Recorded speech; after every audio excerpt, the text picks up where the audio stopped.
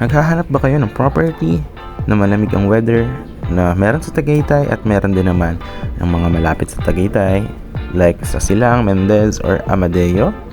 Dahil meron tayong mga property na perfect pwede nyo patayuan ng inyong mga dream house, no? Na pwede siyang installment without interest. And meron din naman tayong mga properties dito sa Tagaytay if you want yung mga ready to use na, pwede na siyang tayuan ng house anytime. So yeah, welcome back. Welcome to this video. So panoorin mo hanggang huli para makita mo kung ano yung mga available natin ng mga properties.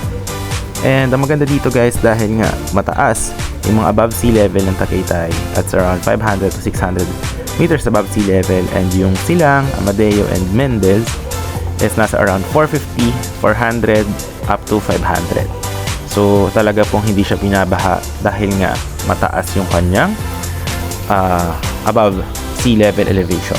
So that's one thing, and the weather is also the same. Hi everyone, welcome back to my channel, and for today's video guys, we have here a property na napakalapit po sa Tagaytay. So ito po siya, located at Barangay Anuling Cerca, Mendez, Cavite, just around 8 to 10 minutes to Tagaytay po, no? So that is the Barangay Road as you can see here, and yung main highway po going to Mendez Bayan or going to Tagaytay, pwede rin kayo shortcut dyan sa kanan. If dito naman sa kaliwa is Mendez Bayan sa may McDonald's po. Tapos yan na, yan yung mga may palengke, yung mga Mercury Drug and so on, munisipyo, etc. And this is the property na magkakaroon po siya ng big concrete roads with drainages, perimeter fences, parks and playground, lands for water and electricity, and no required house design po siya. And as you can see guys, it's undergoing development, and this one you could actually avail this sa Christmas promo for 3 years installment, 0% interest po, no? And upon finish of the project is any house design po siya, and I will show you at the end of the video kung ano yung magiging itsura nitong ating project kapag natapos na. So ito yung guardhouse as you could see, ayan. Ito po yung daan or yung entrance of the property. So konektado po siya sa Barangay Road. So lahat po yan is sementado, wala po kayong dadaanan ng mga off-road. So this one is actually accessible if you are from Manila. Daan lang po kayo ng Calax going to Tagaytay bypass road going to Mendez, and nandito na po kayo sa property. So ayan po siya, may roundabout po.